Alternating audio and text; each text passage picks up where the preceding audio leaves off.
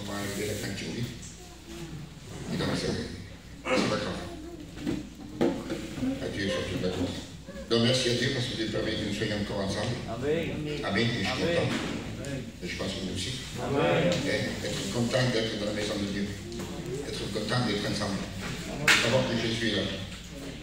De savoir que des frères, des serviteurs, des sœurs sont là. Et de savoir qu'on va le bénir. Amen. Amen. On se sent bien dans la maison de Dieu. Amen. On est dans la joie quand on dit alors à la maison de l'Éternel. On est bien devant Dieu. Amen. Quand on écoute la parole de Dieu, on oublie tout. Les soucis, les tracas, les inquiétudes, même la douleur, même la maladie. On oublie tout. On est bien dans la maison de Dieu. Adieu sur toute la gloire. Oui, quand il était dans le monde Sinaï, moi j'ai tout 40 jours, 40 nuits. Il rentre dans la nuit, 40 jours, 40 nuits. Elle n'est pas la clé, elle n'est pas dans le kilo. Elle n'est du tout. Il était dans la présence de Dieu. Il avait sa femme et ses enfants qui étaient en bas. Pendant 40 jours, 40 nuits, il était bien, tranquille. Vous voyez, quand on est dans la présence de Dieu, on est bien. Alors profite. Amen. Amen. Profite de la présence de Dieu. Parce qu'après, on va rentrer à la maison. Et des fois, il y a des soucis, des tracas, des inquiétudes qui nous accompagnent tous les jours de la vie. Et là, c'est le moment de les laisser un peu de côté, de les oublier, de les Seigneur, pendant que le temps où je suis là, je ne veux pas penser à autre chose. Amen. Amen. Car Jésus,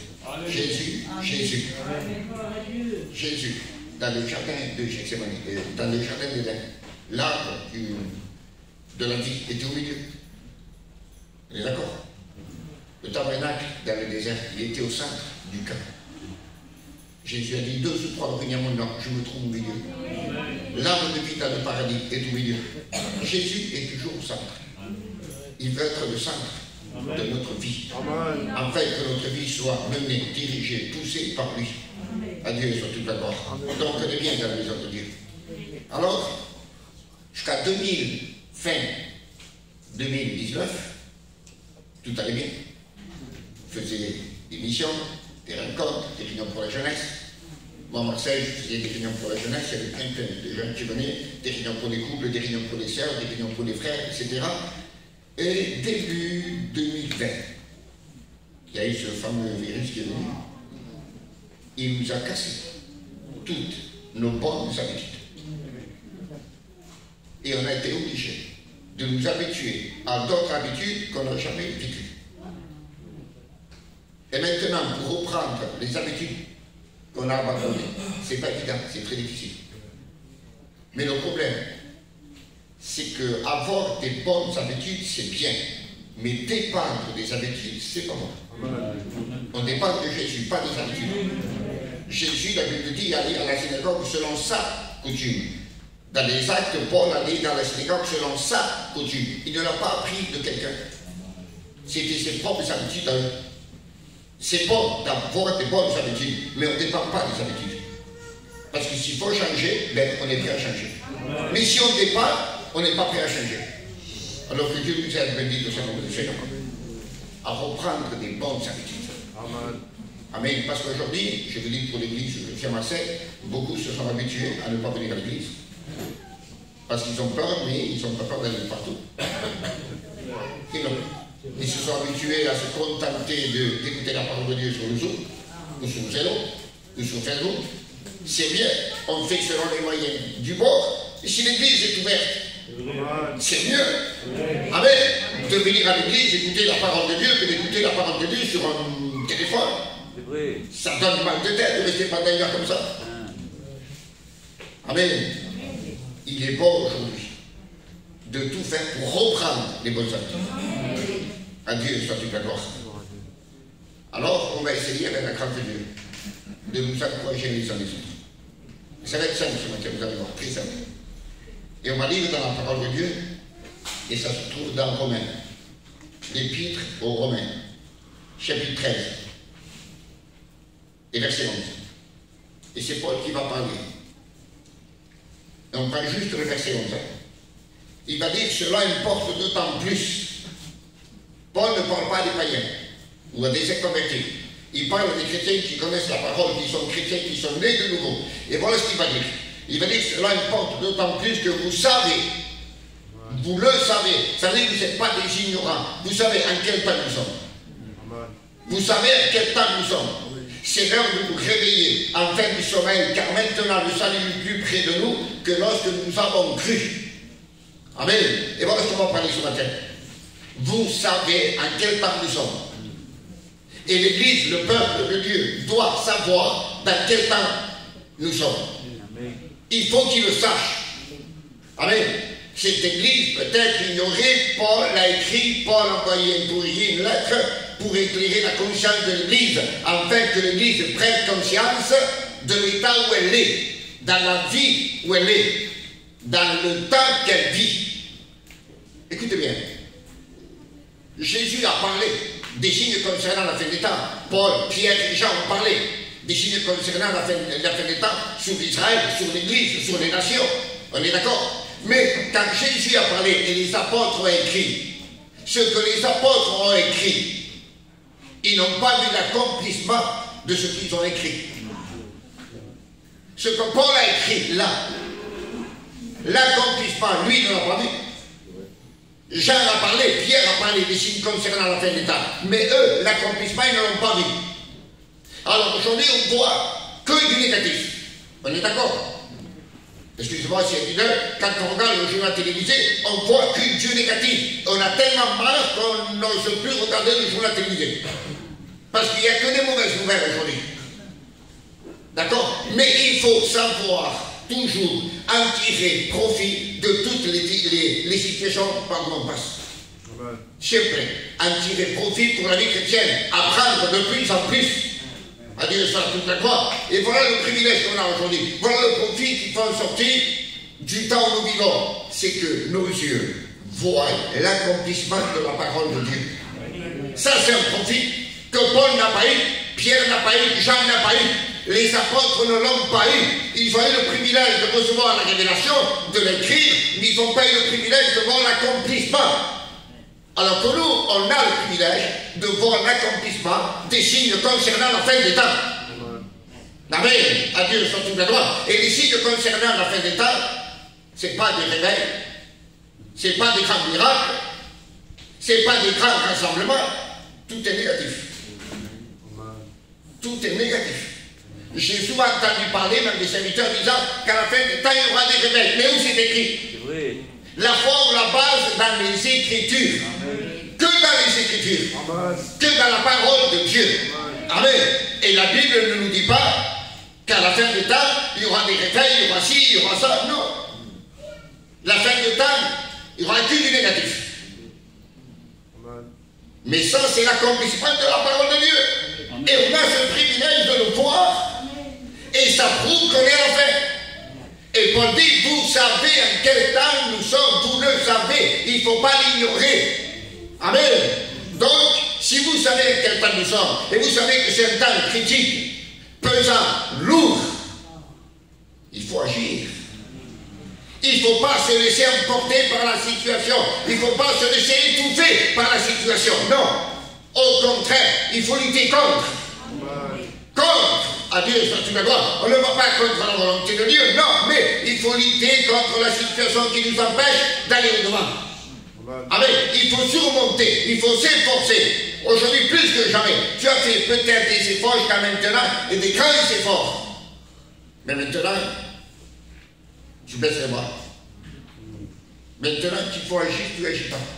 Maintenant qu'il faut avancer, tu n'avances pas.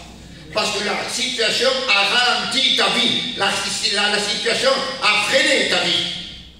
Et tu t'es habitué à vivre ainsi. Et Dieu n'est pas d'accord. Dieu n'est pas d'accord. Et pendant qu'on était confinés, on ressemblait à lui quand il était dans la grotte. Et que Dieu lui a dit, Élie, que fais-tu ici? Ça veut dire, c'est pas ta place. Un prophète n'est pas fait pour vivre dans une grotte. La lumière du monde n'est pas faite pour être dans une grotte. C'est pas ta place ici. Ta place c'est au sein d'Israël, au sein du peuple. Tu es un prophète, tu dois aller au-devant. Donc que fais-tu ici? Et par 3 fois, il lui pose la même question. Donc Dieu n'est pas d'accord qu'on reste enfermé. qu'on se renferme à nous-mêmes. Dieu n'est pas d'accord. On s'est habitué, excusez-moi, ne le prenez pas mal, peut-être pas tous, mais certains, on s'est habitué à cause de la situation. Et Dieu n'est pas d'accord. Amen. Autrement, la vie chrétienne va se paralyser. La prière va se paralyser. Et on ne va pas pouvoir grandir, se développer et aller au-devant. Donc, ce matin, le message d'encouragement, c'est de ne pas rester dans cette situation-là. Il ne faut pas. Il faut réagir, il faut ouvrir les yeux, il faut relever sa tête. Parce que Christ revient bientôt. Vous savez en quel temps nous sommes. Il est temps de se réveiller. Il est temps d'agir. Amen. Écoutez bien. Quand tu t'es converti, que tu es né de nouveau, Dieu t'a donné la vie. Amen. Dieu t'a donné le pardon. Il t'a donné la justification, etc., etc. Mais il t'a donné aussi une chose. Il t'a donné une responsabilité. Tous les nés de nouveau ont reçu de la part du Père une responsabilité. Maintenant, le frère qui est là avec sa caméra, Dieu lui a donné la responsabilité de sa famille. C'est vrai. Amen. Amen. On a un foyer. On a des enfants, des petits-enfants, des frères, des soeurs, des parents, des oncles, des cousins, des tantes. On a une famille.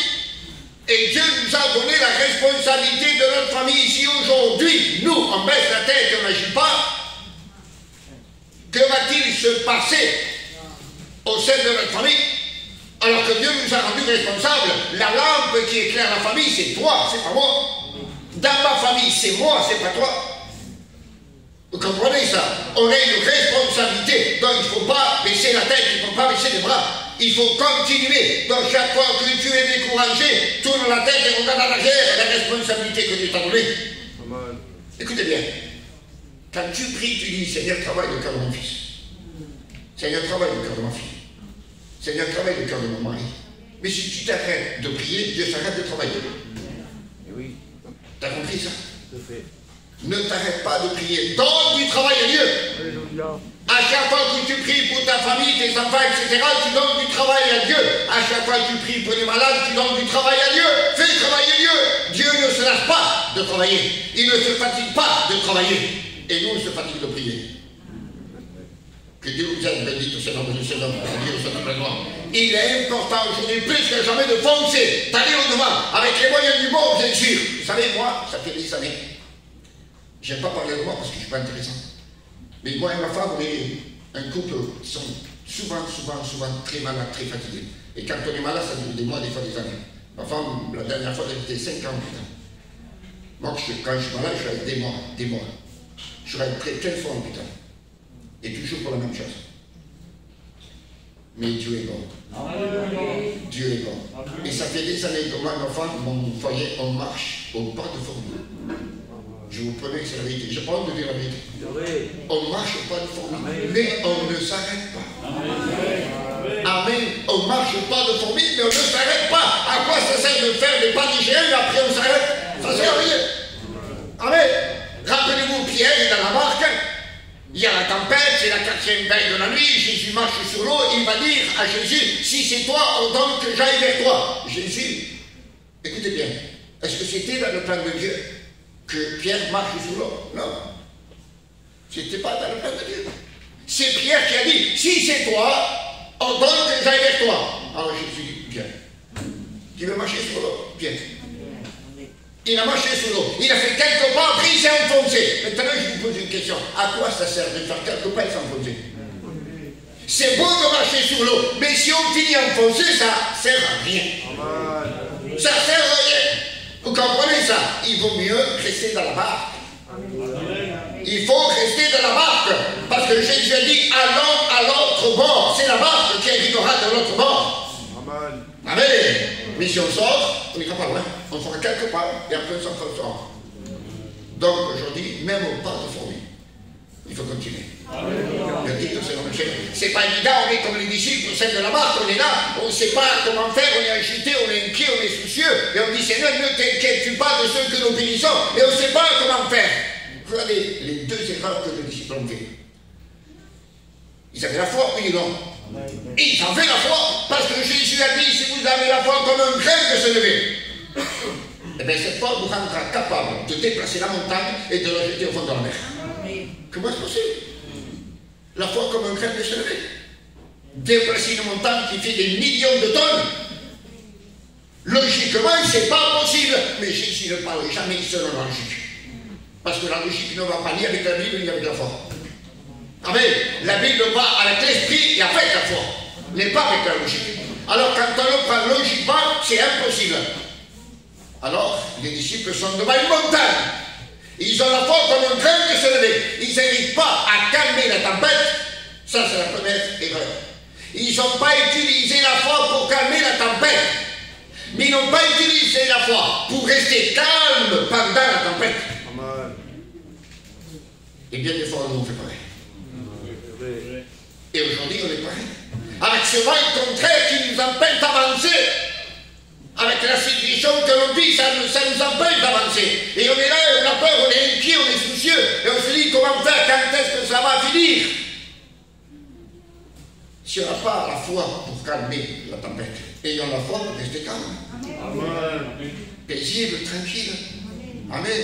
La paix, elle n'est pas extérieure, la paix, elle est intérieure. Amen. C'est là-dedans la paix. Amen. Les gens disent que la paix, c'est habiter sur un arbre, un pré, de l'ombre, un ruisseau, et ils appellent ça la paix. C'est pas ça la paix. La paix, c'est tout simple dans le cœur. Amen. C'est intérieur. Dehors, c'est la tempête, dehors, c'est le virus, dehors, c'est la mauvaise situation, mais là-dedans, c'est un ruisseau. C'est l'ombre, c'est calme, c'est tranquille. Bendito soit le Seigneur. Et quand les disciples vont être agités, tourmentés, etc., alors ça, c'est l'état de leur cœur qui était ainsi. C'était l'état du cœur qui était ainsi. Mais Jésus dormait. Et Jésus a voulu matérialiser son cœur pour que les disciples puissent voir le cœur de Jésus. De même que le corps de Jésus était reposant, dormant, son cœur était pareil. Et Jésus a voulu donner une leçon aux disciples en disant pendant la tempête, voilà comment vous devez agir. Restez calme, tranquille. Parce que c'est Dieu qui agit, c'est pas nous. Bénito c'est le Seigneur de Dieu, soit toute la gloire. Mais ce qui compte dans la situation que nous vivons, c'est rester calme, tranquille. Et dans un autre passage, Jésus dit qu'il va voir les disciples qu'ils avaient de la peine à ramer.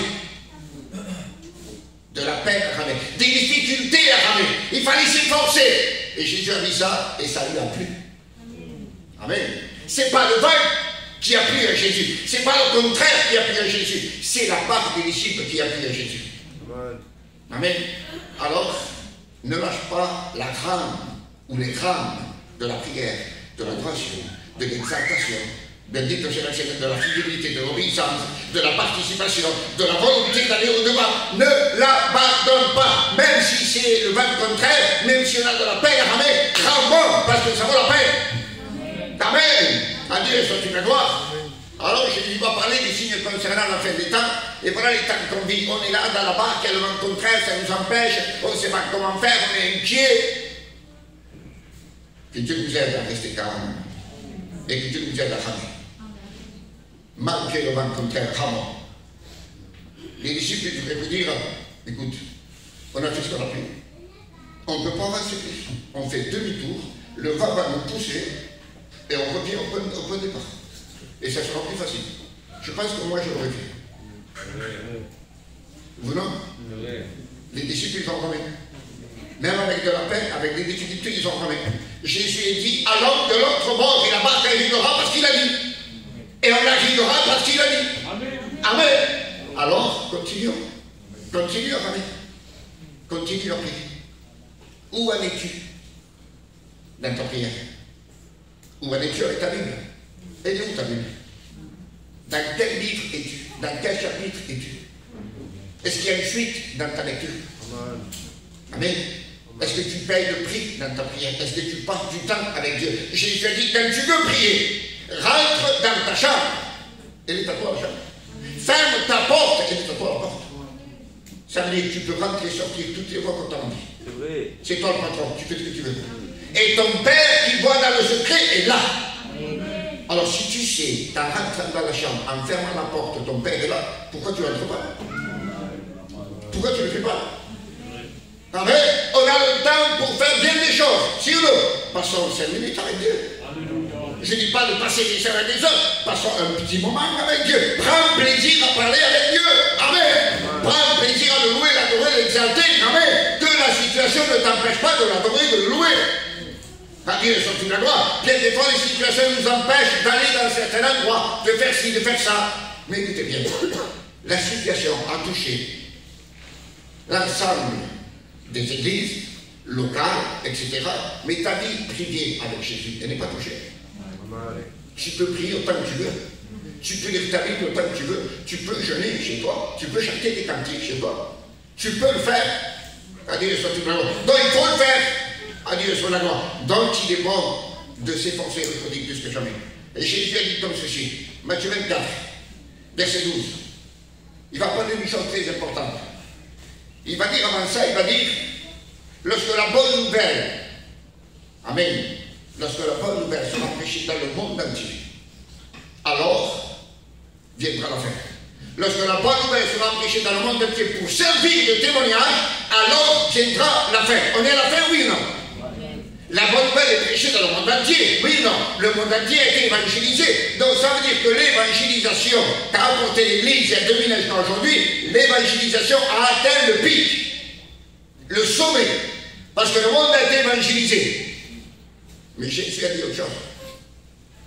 Il a dit, lorsque l'iniquité sera accrue, lorsque le péché grandira, lorsque le péché touchera son comble, donc il y a l'évangélisation qui a touché le comble et le péché aussi. Deux choses. Et lorsque l'évangélisation a atteint son comble et le péché aussi, Jésus a dit une troisième parole. Il a dit alors, l'amour du plus grand nombre se refroidira. Voilà un des signes concernant la fin des temps. Et un signe négatif.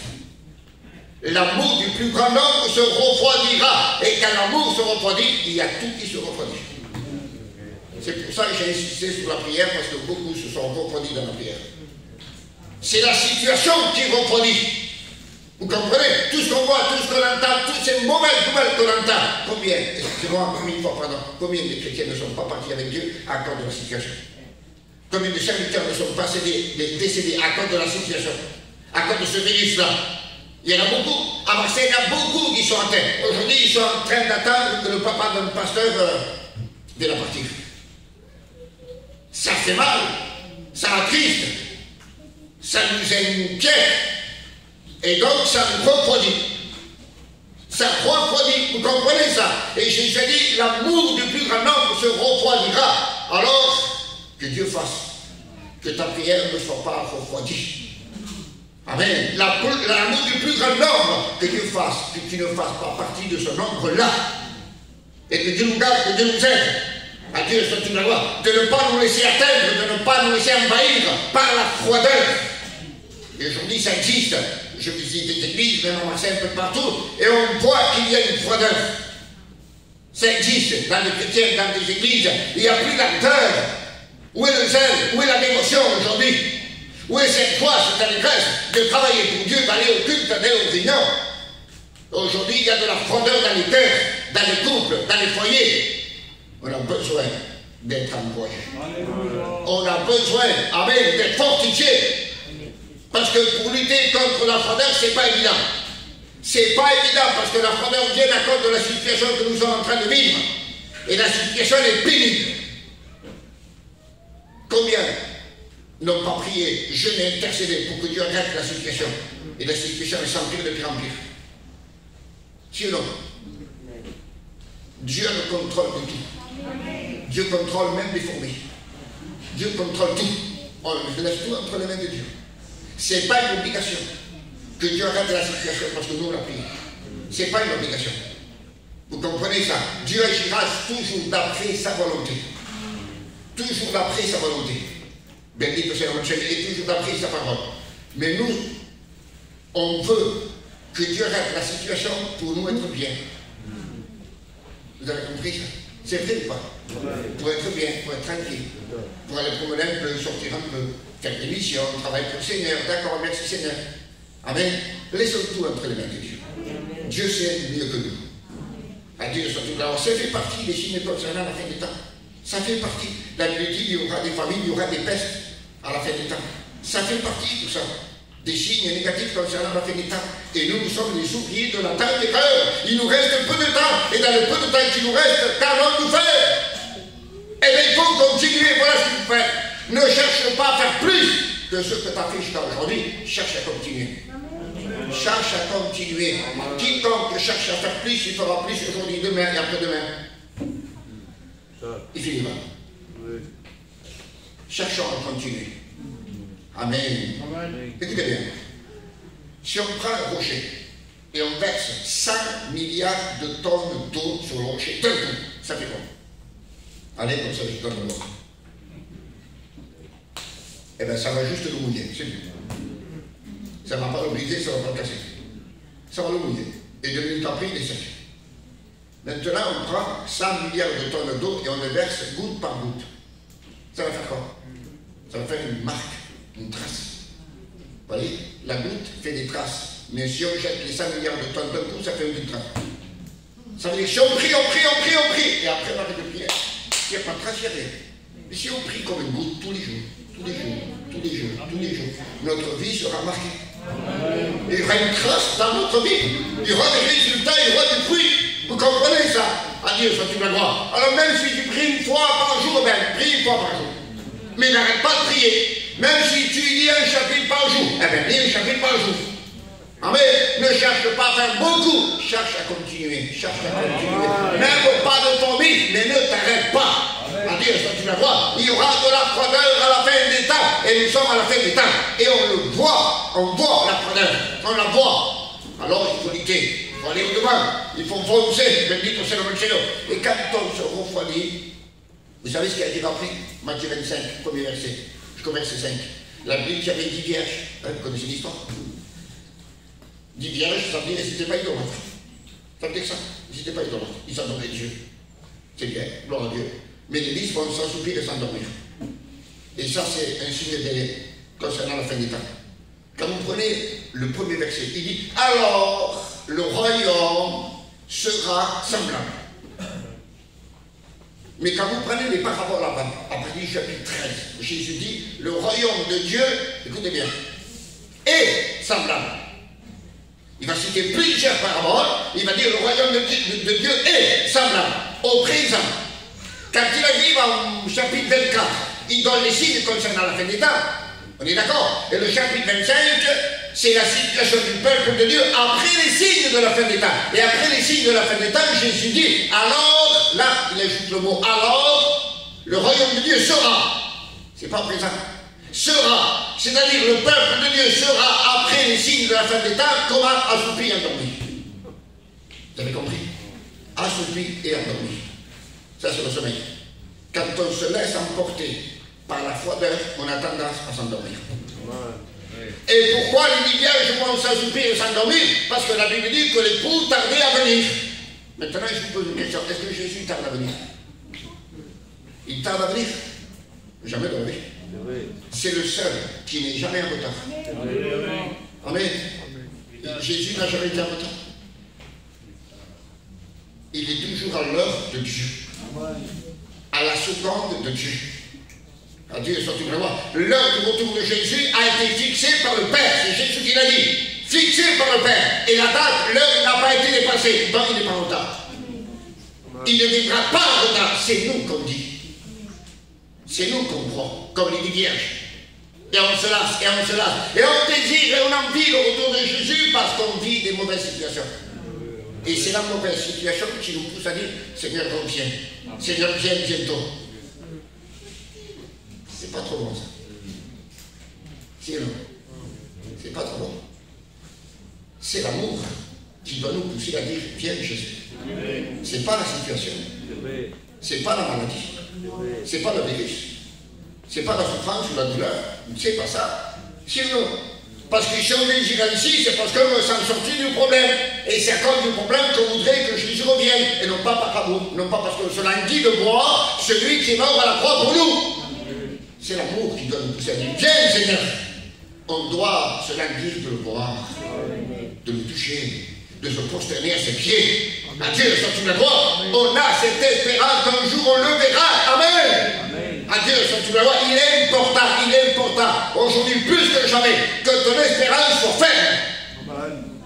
Ferme. La foi est une ferme assurance des choses qu'on espère. Mais pour que l'espérance soit ferme, il faut qu'il y ait de l'assurance et de la fermeté. Alors, quelle est ta fermeté? Quelle est ton assurance? Si ta fermeté est ferme et ton assurance est ferme, ton espérance sera ferme. Il y aura des doutes. Que Dieu vous aide à être ferme, sûr. Ça, c'est la foi. Et on espère quoi? Que demain, ça ira mieux qu'aujourd'hui. Je ne vais pas décourager personne. Mais si demain, ça ira mieux qu'aujourd'hui, la Bible se trompe. D'après la Bible, ça ira de pire en pire. Au plus on se rapproche du retour de Jésus, au plus le monde ira de pire en pire. Parce que qu'est-ce qu'on vit aujourd'hui? On vit la préparation de la grande tribulation. On vit la préparation de l'Antéchrist. Donc ça va aller de pire en pire, de pire en pire, de pire en pire. Les ténèbres se font de plus en plus épaisses. Vous comprenez ça? Les difficultés sont de plus en plus grandes, les empêchements de plus en plus.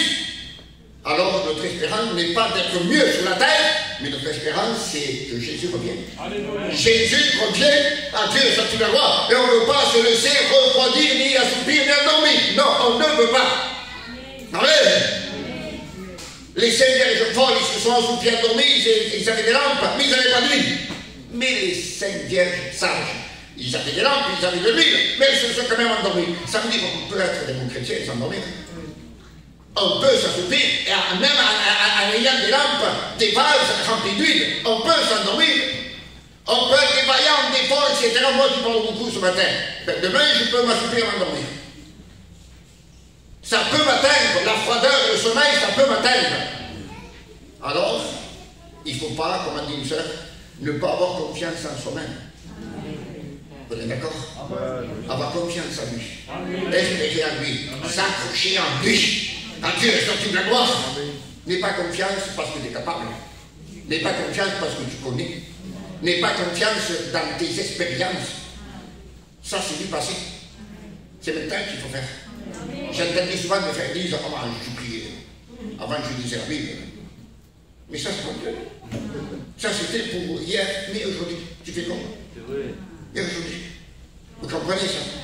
Quand Dieu est sorti de gloire, c'est maintenant qu'il faut agir, c'est maintenant qu'il faut lutter, c'est maintenant qu'il faut combattre. Amen. Et Paul dit, j'ai combattu le bon combat. Quel est ton combat? Quelle est ta lutte? Quelle est la raison de ton combat? Sortir simplement de la situation, c'est ça? Non. Le but de ton combat, c'est rester attaché à Dieu. Attaché à la croix. Amen. Rester attaché à la prière. Rester attaché à la parole de Dieu. C'est ça le but du combat. C'est pas simplement avoir la victoire dans des problèmes terrestres. Parce que demain, on aura plus qu'aujourd'hui, pire qu'aujourd'hui. Vous comprenez ça? Que Dieu nous aide, amen, à lutter contre la froideur, contre l'assouplissement, contre le sommeil. Jésus a donné, Paul a donné un troisième signe. Il a dit ceci. 1 Timothée 4:1. 1 Timothée 4:1. Il dit que l'Esprit dit expressément que dans les derniers temps, plusieurs, beaucoup, abandonneront la foi. L'abandon. Mais on ne peut pas abandonner d'un coup comme ça. Quelqu'un qui abandonne, c'est parce qu'il commence à s'assoupir, à s'endormir. Mais avant de s'assoupir et s'endormir, il commence à se refroidir. Et quand on est refroidi, il n'y a plus de prière, il n'y a plus de lecture, il n'y a plus de fidélité. On est froid, on ne ressent plus rien. Et à force, on reste dans cet état, on ne lutte pas pour sortir de cet état, alors on s'assoupit, alors on s'endormit. Et quelqu'un qui dort d'une façon spirituelle, c'est quoi? C'est quelqu'un qui ne marche plus avec Jésus ni avec l'Église. C'est quelqu'un qui ne sert plus Dieu avec ses mains. C'est quelqu'un qui n'écoute plus la parole. C'est quelqu'un qui ne prie plus. C'est quelqu'un qui n'a plus les yeux fixés sur Jésus. C'est quelqu'un qui n'est pas libre de penser ce qu'il veut. Il rêve des fois ce qu'il n'a pas envie de rêver. C'est ça le sommeil. Vous comprenez ça? Et à force, après, on aura tendance à quoi? À abandonner. À laisser tomber. On a complètement baissé les bras. Et on se dit, voilà. Et pourtant, ce sont des personnes, on peut dire comme ça, qui ne vivent pas dans le péché. Ils ne pratiquent pas le péché. Mais ils se sont laissés envahir, étouffer, emporter par la situation. Et à force de se laisser envahir et emporter, ils ont fini par abandonner. Et Dieu nous aide de ne pas abandonner. De ne pas abandonner. Quand Dieu est sur toute la gloire, l'abandon n'existe pas en Dieu. Dieu n'abandonne jamais. Dieu abandonne s'il y a péché. Mais tant qu'il n'y a pas péché, Dieu n'abandonne pas. Dieu sorti de la gloire, n'abandonne pas. Reste accroché à Dieu. Reste attaché à Dieu. À Dieu sorti de la gloire. On apprend plus à l'écouter qu'en parlant. Marthe n'a pas appris parce qu'elle n'a pas écouté. Elle parlait beaucoup. Marie a appris parce qu'elle ne parlait pas, elle écoutait. Sois attentif à la voix de Dieu. Sois attentif à la voix de l'Esprit. Sois attentif à une prédication. N'écoute pas la prédication parce que tel serviteur me plaît plus que l'autre. Non. Ne fais pas ça. Je te dis comment je fais. Moi, j'écoute un ancien comme j'écoute un candidat. Parce que je me dis, Dieu peut me parler à travers l'ancien comme à travers le candidat. Et la valeur, c'est la parole. Je respecte l'homme, il n'y a pas de problème, beaucoup de respect, mais avant tout, c'est la parole. Sois attentif à la parole. Sois attentif à la voix de l'Esprit. Tu sais que Dieu peut se servir de ton enfant pour te parler. Il peut se servir de ton voisin pour te parler. Il peut se servir d'un ami du travail pour te parler. Il peut se servir d'un païen pour te parler. Sois attentif à la voix de Dieu. À Dieu soit toute la gloire. Béni soit son nom, le Seigneur. Ne dis pas ce matin, je crois qu'il va prêcher avec le Seigneur, parle-moi. Non, c'est pas comme ça. C'est pas parce que tel instrument que Dieu, c'est une obligation qu'il parle. Dieu parle quand il veut, comme il veut, où il veut, à qui il veut. Il fait ce qu'il veut. À Dieu soit toute la gloire. Donc il est important d'être attentif à la voix de Dieu. Béni soit son nom, le Seigneur, à Dieu soit toute la gloire. Donc, les derniers temps, il y a un signe négatif, c'est l'abandon. Alors, on se pose une question. C'est la première parole que Dieu a dit à Adam après avoir péché. Genèse 3, je crois que c'est le verset 7. Il va dire que l'Éternel Dieu parcourait le jardin et il cherchait l'homme. Il le cherchait. Il savait où il était. Mais l'homme est perdu. L'homme a péché. Et c'est le verset qui va avec Luc 19:10. Le Fils de l'homme est venu chercher et sauver celui qui était perdu. Et là, il cherchait l'homme parce qu'il est perdu. Et quand il est perdu, il faut le chercher. Parce que s'il est perdu, il est plus à la place où Dieu l'a placé. Alors il va le chercher et il va lui dire, où es-tu? Ce sont les premiers mots que tu as dit à un pécheur. Où es-tu? Dans quel état es-tu? Dans quelle position es-tu? Qu'as-tu fait? Où es-tu? Et ce matin, on se pose la question. Et Dieu nous dit, où es-tu dans ta prière? Où es-tu dans ta lecture? Où es-tu dans ta vie chrétienne? Où es-tu dans ta marche chrétienne? Où es-tu dans ta fidélité, dans ton obéissance, dans ton intégrité? Où es-tu dans ton zèle, dans ta dévotion? Où es-tu dans ton amour envers moi? Comme Jésus dit la prière, m'aimes-tu? Et vite fait, oui Seigneur, je t'aime. Il ne faut pas parler trop vite. M'aimes-tu? Oui Seigneur, je t'aime. Une troisième fois, m'aimes-tu? Là, ça change. Mais Seigneur, tu sais toutes choses. Tu sais toutes choses. Et Dieu nous dit ce matin, où es-tu? Où es-tu dans ta vie? Où es-tu dans ton couple? Je peux avoir la liberté de... Amen. Tu t'entends avec ton couple? Ton couple, ça va? Vous êtes unis? Moi, je dis toujours à l'église, pas de dispute. Je fais comme ça avec eux. Pas de dispute. Quand tu te mets en colère avec ta femme, tu fais une chose. Moi, je le fais. Je m'enferme dans ma chambre. Je prie mon Dieu. Après, je sors calme comme si rien n'était. Amen. Amen. Évite. Amen. Où en es-tu avec tes enfants? Où en es-tu avec ta famille? Où en es-tu avec l'église? Où en es-tu avec les secteurs? Fais l'examen de ta vie. Fais l'examen de ta vie. Quand Dieu a dit où es-tu? Adam a confessé. J'ai entendu ta voix et j'ai eu peur. Et ce matin, tu entends la voix de Dieu dans ton cœur. Amen. Et tu dois confesser l'état de ton cœur. J'ai entendu, j'ai eu peur. Et je me suis caché, excusez-moi, parce que je suis nu. Il n'a rien caché. Il a confessé. Et c'est ce qu'il faut faire. Amen. Confesse l'état de ton cœur. Même s'il y a du négatif, même si tu as agi mal, confesse l'état de ton cœur à Dieu. Si tu ne veux pas le faire à haute voix ici, fais-le à murmure des lèvres, dans ta maison, dans ta caravane. Mais fais-le. Oui. La confession apporte liberté. Amen. Parce que quand on ne confesse pas, c'est un poids qu'on mène sur nous qui nous empêche d'aller droit. Et quand on le confesse, on ressent un soulagement. Ça fait du bien. Bendit soit le Seigneur. Je vais te donner un conseil. Je peux. Jésus a dit, quand tu veux prier, rentre dans ta chambre, ferme ta porte et prie ton Père qui est là. Et si moi je vous dis que ce n'est pas suffisant, comment c'est possible? On parle avec notre Père qui est aux cieux, qui est au ciel. Et ce n'est pas suffisant. C'est pas suffisant. Et pourquoi c'est pas suffisant? Amen. Parce qu'avec Dieu, quand on est dans la chambre, écoutez bien, on entend. Amen. On parle. Mais on ne voit pas et on ne touche pas. Et l'être humain a besoin de voir et de toucher. Amen. Ce sont les sens que Dieu a mis dans l'homme. Et nous, quand on est dans la chambre, et quand on est bien compris, à Dieu sur la gloire, on parle avec Dieu, et on peut entendre. On peut entendre des cantiques, on peut entendre la parole de Dieu, on peut entendre un témoignage, etc., dans une cassette, une vidéo, je ne sais pas quoi. On entend, d'accord? On parle avec Dieu, mais on ne voit personne. Et on ne touche personne. Donc, il y a un déséquilibre. Donc, pour être équilibré, il faut la chambre avec Dieu. Et il faut un endroit avec un frère. Amen. Et la sœur avec une sœur. Et là, on voit le frère. Et on touche le frère. Amen. Et là, on sera complet. Là, on sera équilibré. Alors, si ce matin, tu trouves que ça n'a pas été suffisant, parce que dans ton cœur, tu as besoin. Parce qu'on est des humains. Et on a besoin de parler à un humain. Amen. Vous avez compris ça? Et si ce soir, sœur, tu as besoin, va voir une sœur. Et confesse l'état de ton cœur. Dis-lui, parle-lui, là tu la vois, tu l'entends, tu lui parles, tu peux la toucher, tu peux prier ensemble. Et le frère avec le frère. Et ça va t'aider comme nous. Ça va te soulager, ça va t'aider, ça va t'apaiser. Béni soit le nom de Seigneur, la Dieu sur la gloire. Il est bon parce qu'on vit des situations pesantes, c'est lourd, ça nous ralentit, ça nous refroidit. Ça nous fait tomber dans l'assouplissement et dans le sommeil. Et on risque d'abandonner. Avant d'abandonner, il faut voir Dieu. Et voir le frère, voir la soeur. Et demander conseil. Parce qu'on sait tout. On n'a pas de monopole de tout. Et on n'a pas besoin d'un petit conseil. Un jour, j'ai dit à une soeur, sans rien savoir. J'ai dit bonjour, j'ai dit saluer.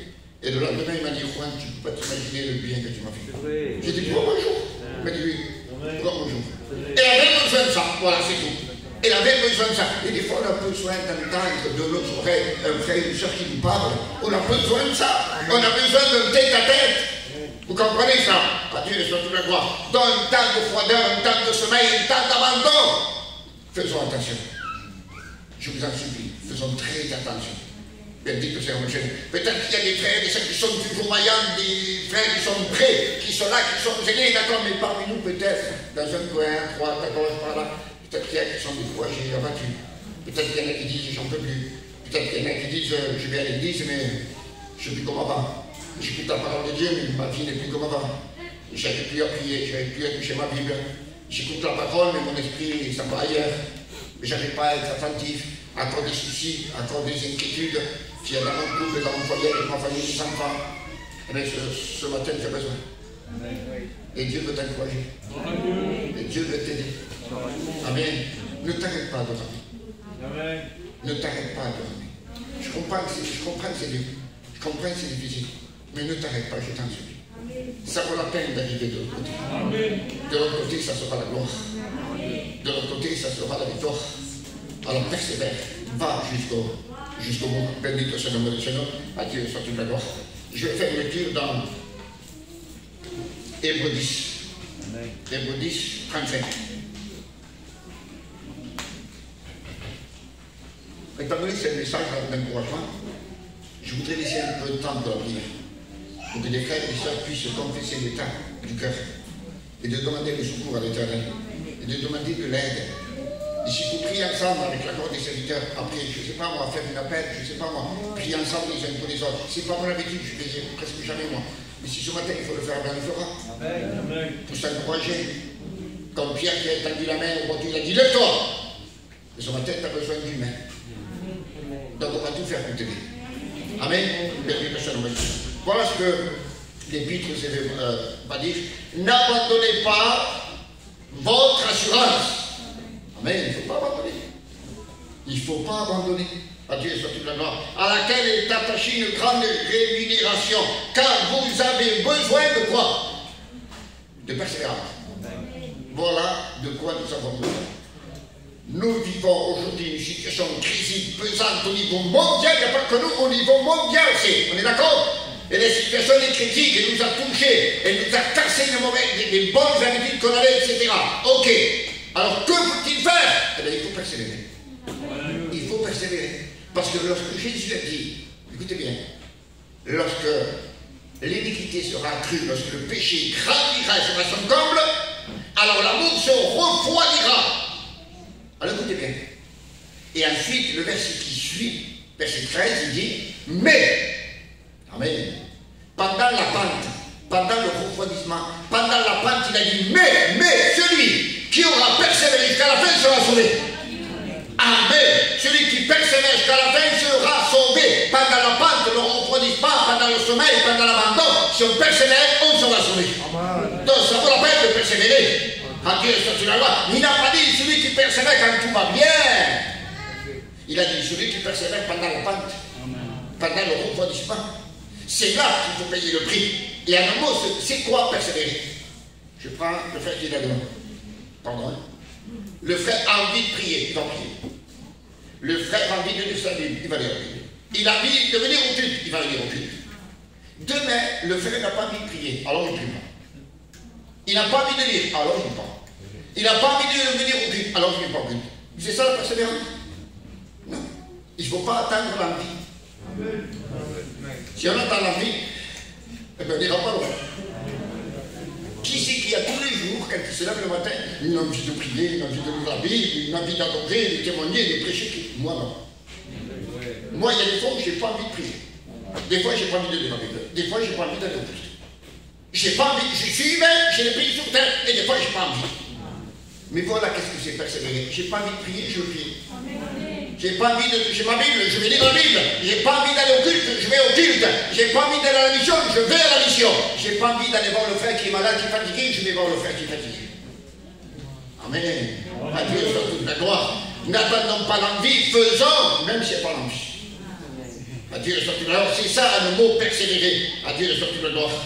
Je cherche ma lecture. Alors il va dire, car vous avez besoin de persévérance, afin qu'après avoir accompli la volonté de Dieu, s'il n'y a pas de persévérance, on ne peut pas accomplir la volonté de Dieu. Vous comprenez ça?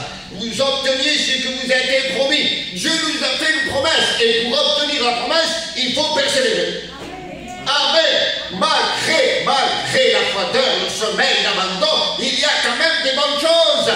Malgré tout le négatif qu'on voit autour de nous, il y a des bonnes choses. Il y a une promesse. Une promesse divine, réelle, véritable, qui va s'accomplir. Mais pour qu'elle puisse s'accomplir dans nos vies, il faut persévérer. Il faut persévérer. Voilà la seule condition que Dieu demande ce matin. De persévérer pour obtenir la promesse. Et quelle est la promesse? Encore un peu de temps, et celui qui doit venir viendra. Il ne tardera pas. Vous voyez qu'il n'est pas en retard. Encore un peu de temps. Et celui, Jésus, qui doit venir viendra. Ça a été dit il y a 2000 ans en arrière. Et c'est un texte de l'Ancien Testament. Donc ça a des milliers d'années. Mais aujourd'hui, je ne vais pas ajouter attention. Mais c'est pour nous faire mieux comprendre. Aujourd'hui, on peut dire comme ça. Pas encore un peu de temps, mais on peut dire encore un petit peu de temps. Pas un petit peu de temps. Et celui qui doit venir viendra. Jésus ne tarde pas. Jésus est à la porte. Pour ça, ça vaut la peine de s'efforcer, de persévérer malgré la situation et la douleur et la souffrance. Ça vaut la peine, à Dieu soit la gloire. Et la Bible dit, mon juste vivra par la foi. Amen. On ne dépend pas de ce qu'on voit, de ce qu'on entend, on dépend de ce qui est écrit. Amen. Alléluia. Et ce qui est écrit, on le voit de nos yeux, l'accomplissement des signes concernant la fin des temps. On le voit de nos yeux. Mais il y a un signe concernant la fin des temps qui nous arrange le mieux. C'est qu'encore un peu de temps, et celui qui doit venir viendra. Et il ne tardera pas. Et le juste vivra par la foi. Mais si ce juste-là se retire, mon âme ne prend pas plaisir à lui. Un bon chrétien peut se perdre. Il peut devenir un petit prodigue. Il peut s'éloigner. Il peut abandonner. Il peut tout laisser tomber. Il peut partir dans le monde. Mais ce n'est pas le temps de tout laisser tomber. Ce n'est pas le moment. Parce qu'on est à la fête. Il nous reste peu de temps. Béni soit le Seigneur. Il va dire le dernier verset, nous ne sommes pas de ceux qui se retirent pour se perdre. Non. Mais nous, amen, mais de ceux qui ont la foi pour sauver leur âme. Donc il y a deux groupes, ceux qui s'éloignent, ceux qui restent. Où es-tu? Dans quel groupe es-tu?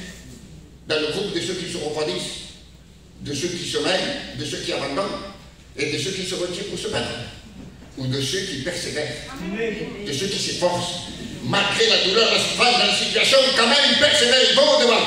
Fais partie de ce groupe-là, ça vaut la peine.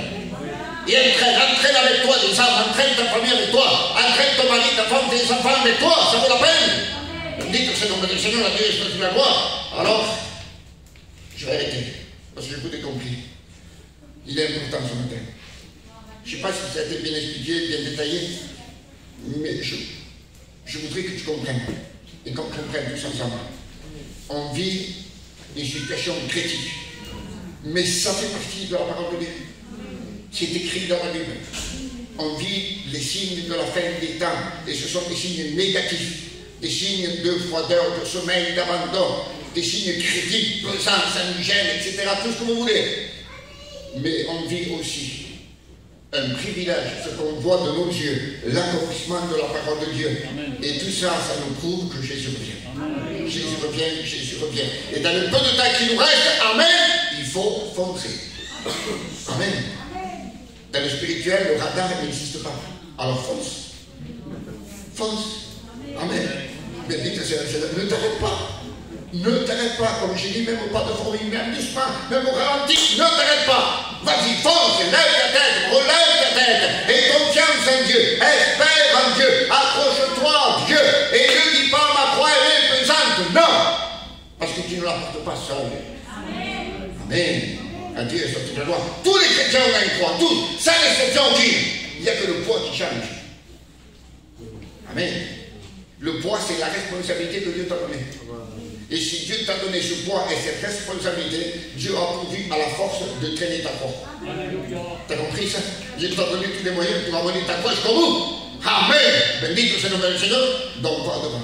Vas-y, vas-y, vas-y. Malgré ta situation, vas-y, vas-y, vas-y. Chez toi, dans ta maison, dans ta caravane, dans ta chambre, dans l'église, là tu es, agis, vis comme un chrétien, espère en Dieu et confiance en Jésus. Jésus est avec toi, Jésus ne t'abandonne pas. Jésus ne t'abandonne pas. Et rappelle-toi, tu t'arrêtes de prier, Dieu s'arrête de travailler.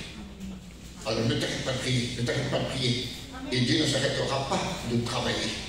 À Dieu est sorti de la gloire, béni au Seigneur du Seigneur. Alors, on persévère. Amen. On fait des efforts. Dans la semaine, peut-être, des jours de réunion, tu vas te rappeler de dire, je n'ai pas envie d'aller. Ah, mais je vais y aller. Tu vas te rappeler dans la semaine, le moment où tu vas prier, tu n'as pas envie, il fait chaud, il y a ci, le bruit des enfants, etc. Et tu n'as pas envie de prier, tu vas dire, ah non, il faut que je prie. Tu n'as pas envie de lire la Bible, quand tu suis de ça, tu vas dire, ah non, il faut que je lise la Bible. Rappelle-toi de ça. D'accord? Ta vie chrétienne ne dépend pas de la réunion, ta vie chrétienne dépend de ta solitude avec Jésus. D'accord? C'est chez toi, c'est ta vie personnelle avec lui. On est d'accord? Ok? Ça va, j'ai pas été trop long. Je ne vous ai pas fatigué. D'accord? Amen. Parce que si tu vous fatigues, et qu'après vous dire, crois-moi, vous dites, non, encore celui-là. Alors, je n'ai pas fatigué les gens, j'ai peur de ça. Alors, je crois que Dieu nous a fait du bien. Amen. Moi, quand j'ai médité ce message, ça m'a fait du bien, moi. Parce que je vous fais une copinate. Moi aussi, j'ai besoin. Moi, ma femme, mes enfants ont besoin. Moi aussi, j'ai des soucis, des problèmes. Nous aussi, on a des problèmes de maladie qui durent des années, des années, des années, des années. Et qu'est-ce que vous voulez? Qu'est-ce qu'on fait? On se laisse envahir, on se laisse étouffer, on se laisse emporter, on baisse les bras. Et qu'est-ce qu'on gagne? Si on baisse les bras, on va tout perdre. Oui, amen. Non, on va relever. On va relever peut-être. On va dire, Seigneur, qu'importe, on va devant. On va devant. On va devant parce que ça vaut la peine.